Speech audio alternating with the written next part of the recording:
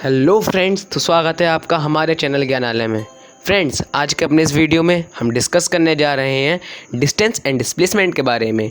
Friends, पिछले video में हमने आपको vector quantity and scalar quantity के बारे में विस्तार से बताया था। अगर आपने वो वीडियो नहीं देखा है तो उसको ज़रूर देख लें, क्योंकि अगर आपने वीडियो नहीं देखा है, आप कोई नहीं जानते हैं कि what are vector quantities and what are scalar quantities, तो हो सकता है आपको हमारे इस वीडियो को देखने के बाद भी डिस्टेंस एंड डिस्प्लेसमेंट में कुछ डाउट रह जाएं। फ्रेंड्स, आइए स्टार्ट करते हैं इस वीडियो को। आइए सबसे पहले हम जान लेते हैं what we will study in this video. Friends, हम डिस्टेंस के बारे में पढ़ेंगे, फिर हम डिस्प्लेसमेंट के बारे में पढ़ेंगे, and then in last we will know about the difference between distance and displacement, यानी हम इन दोनों में अंतर समझेंगे। आइए अपने वीडियो को स्टार्ट करते हुए सबसे पहले बात करते हैं डिस्टेंस की। फ्रेंड्स, आइए जानते हैं कि what we will study about distance. हम डिस्टेंस के बारे में क्या क्या पढ़ेंगे। फ्रेंड्स, हम पढ़ेंगे इसकी डेफिनेशन, इसके कैरेक्टरिस्टिक्स, और हम समझेंगे इसको एक एग्जांपल की सहायता से। फ्रेंड्स, आइए स्टार्ट करते हुए सबसे पहले हम जानते हैं डिस्टेंस की परिभाषा, यानी definition of distance.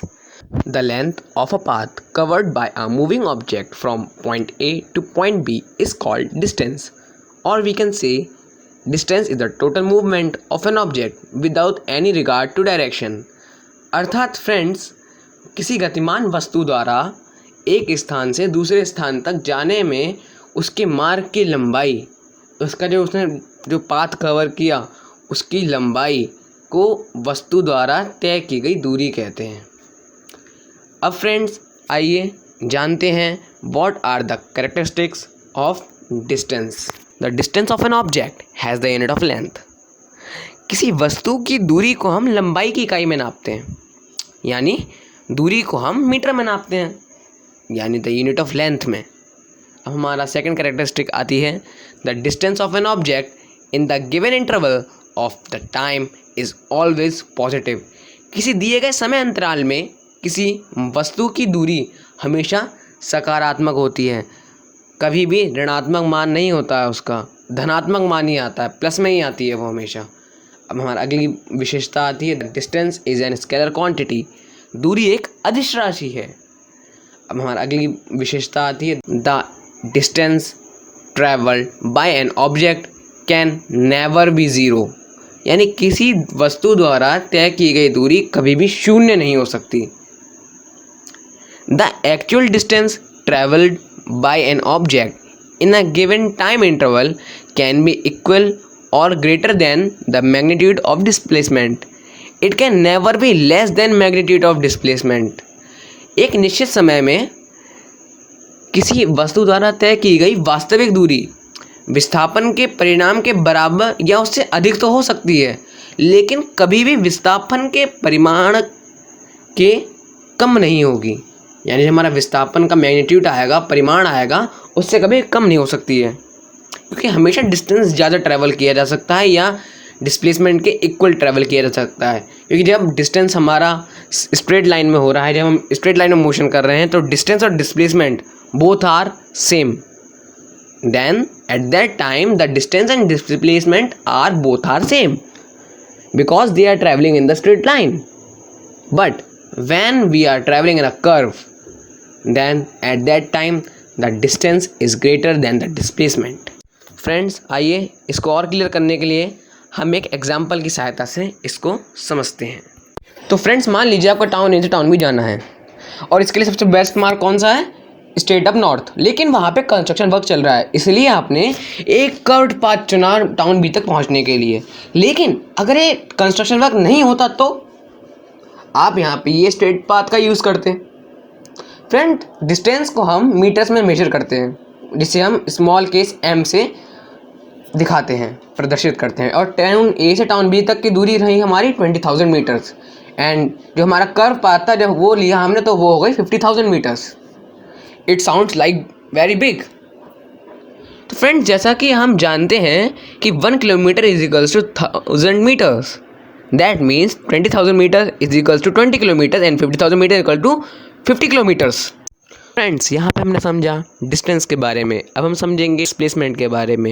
And friends, इसके बारे में डिस्कशन शुरू करने से पहले आइए सबसे पहले हम जान लेते हैं what we will study about displacement. तो फ्रेंड्स, सबसे पहले हम पढ़ेंगे इसकी डेफिनेशन, फिर हम पढ़ेंगे इसकी कैरेक्टरिस्टिक्स, फिर हम एंड में इसको एक एग्जाम्पल की सहायता से और अच्छे से समझने का प्रयास करेंगे। तो फ्रेंड्स, आइए स्टार्ट करते हैं अपने इस पार्ट को।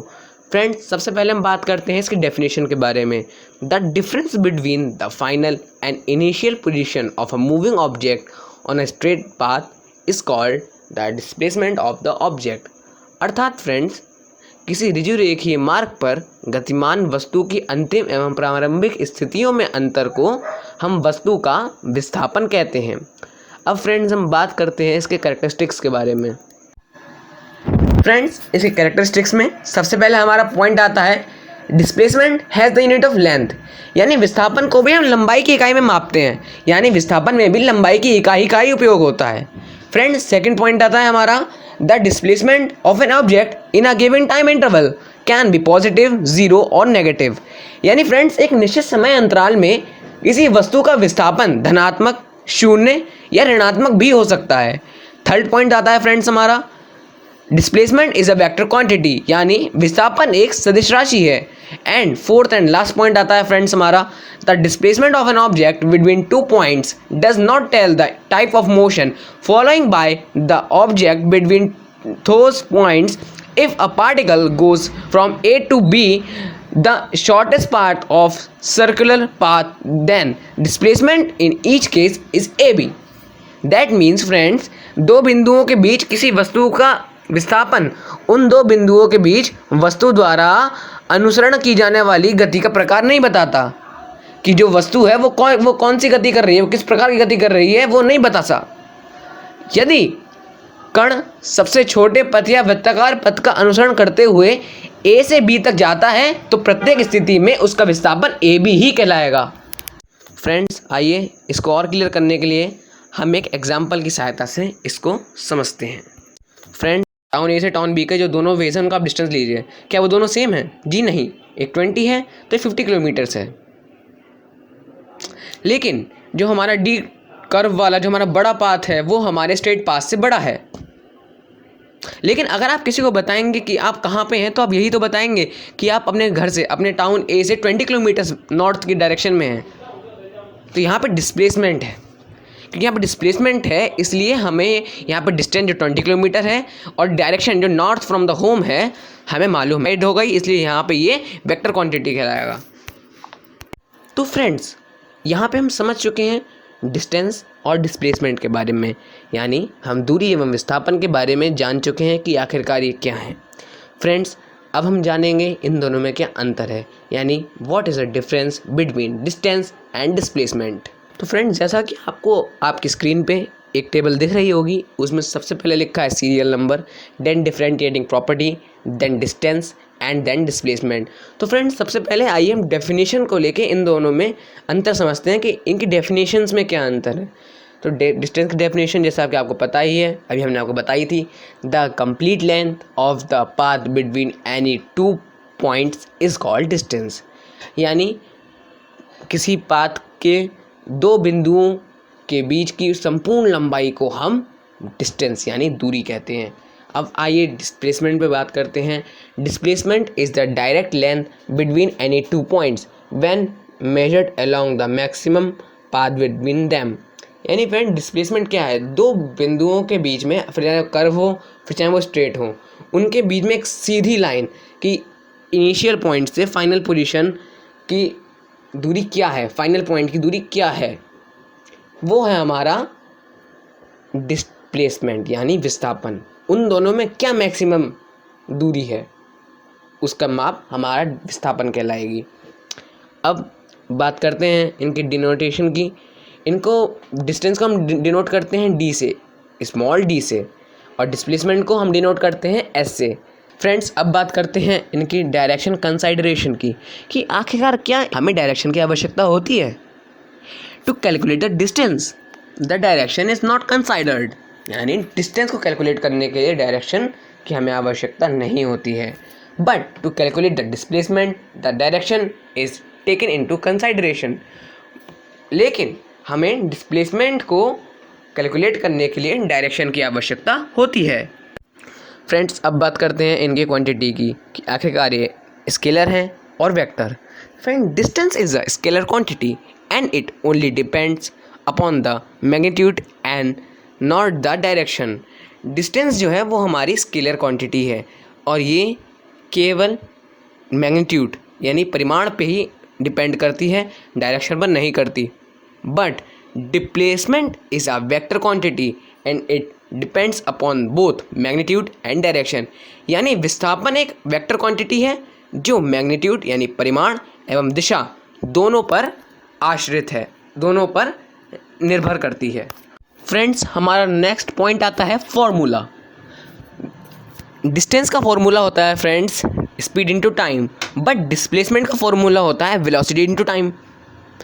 अब नेक्स्ट पॉइंट आता है फ्रेंड्स हमारा पॉसिबल वैल्यूज़, कि इनमें कौन कौन से वैल्यूज़ पॉसिबल हैं, ये नेगेटिव हैं, ये पॉजिटिव वैल्यूज़ पॉसिबल हैं इनमें।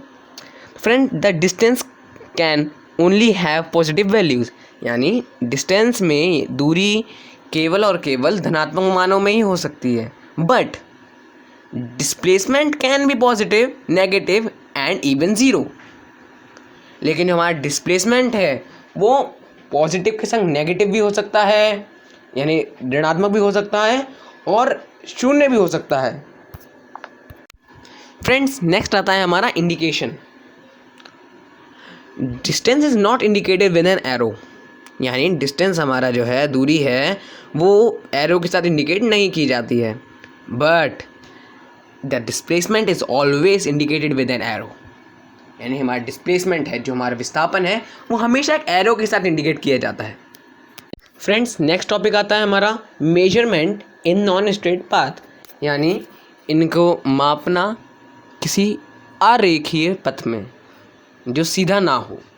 तो फ्रेंड्स आइए बात करते हैं सबसे पहले डिस्टेंस की। The distance can be measured along a non straight path, यानी हमारी जो डिस्टेंस है, जो हमारी दूरी है, उसे हम अरेखीय पथ में भी माप सकते हैं। फिर चाहे वो कर्व में हो, फिर चाहे वो टेढ़ा हो, फिर चाहे वो सीधा, हम उसको डिस्टेंस को मेजर कर सकते हैं। But displacement can only be measured along a straight path, जो हमारा विस्थापन है वो केवल और केवल स्ट्रेट पाथ में ही मेजर किया जा सकता है। फ्रेंड्स हमारा नेक्स्ट आता है path dependence. Friends distance depends upon the path like it's change according to the path taken, यानी फ्रेंड्स जो हमारा डिस्टेंस है, जो हमारी दूरी है, वो हमारे द्वारा चुने गए पाथ के ऊपर निर्भर करती है। कि अगर हमने छोटा रास्ता चुना तो हम कम दूरी तय करेंगे, अपने फाइनल पोजीशन में पहुंच जाएंगे, और अगर हमने लंबा रास्ता चुना तो हम अधिक दूरी तय करते हुए अपने फाइनल पोजीशन में पहुंचेंगे।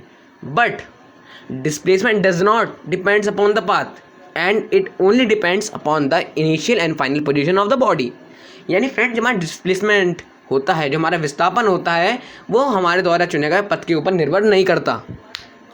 वो केवल आपकी बॉडी की उस वस्तु की प्रारंभिक अवस्था एवं अंतिम पोजीशन, उसकी अंतिम स्थिति यानी अवस्था में निर्भर करता है कि वो प्रारंभ में उसकी स्थिति कहाँ थी और अंत में उसकी स्थिति कहाँ हुई। तो फ्रेंड्स यहाँ पे हमने डिस्टेंस एंड डिस्प्लेसमेंट में अंतर समझा।